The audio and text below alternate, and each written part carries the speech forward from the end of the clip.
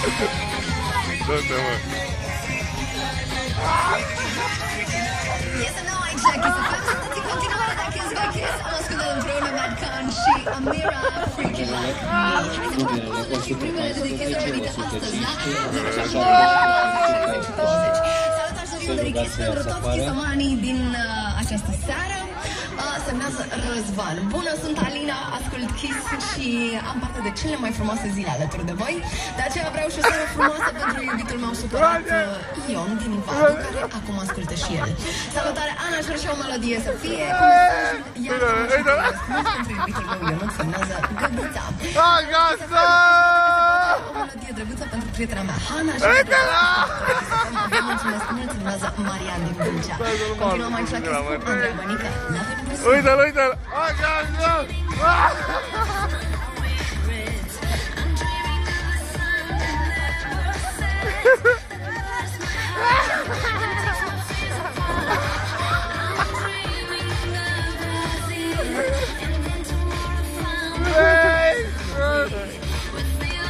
Hai, gata!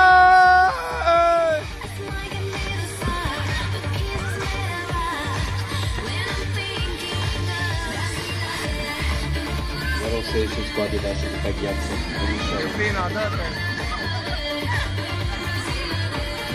Uite pe care sună!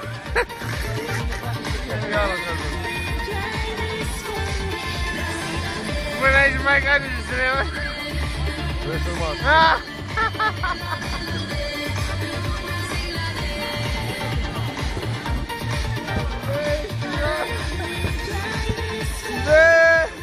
Hai, dă-te, mă!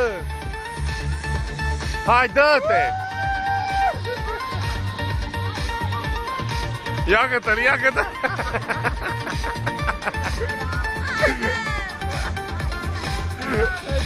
Ia-că-te-l! Dacă putem mâine...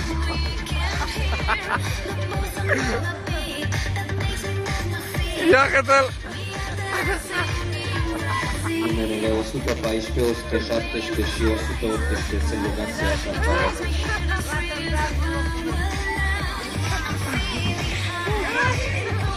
Pune-te în gură de urât!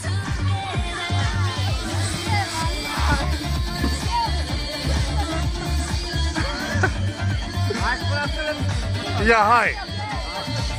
Le punem picioare. Nu știu, bracă, nu pot. Dă-te, Cristina!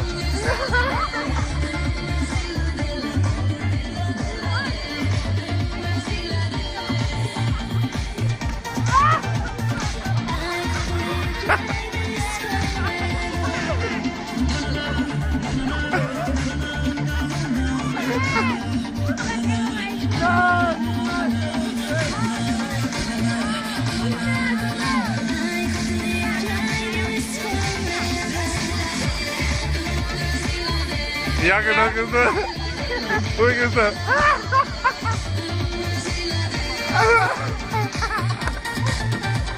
Ești o amară, mă!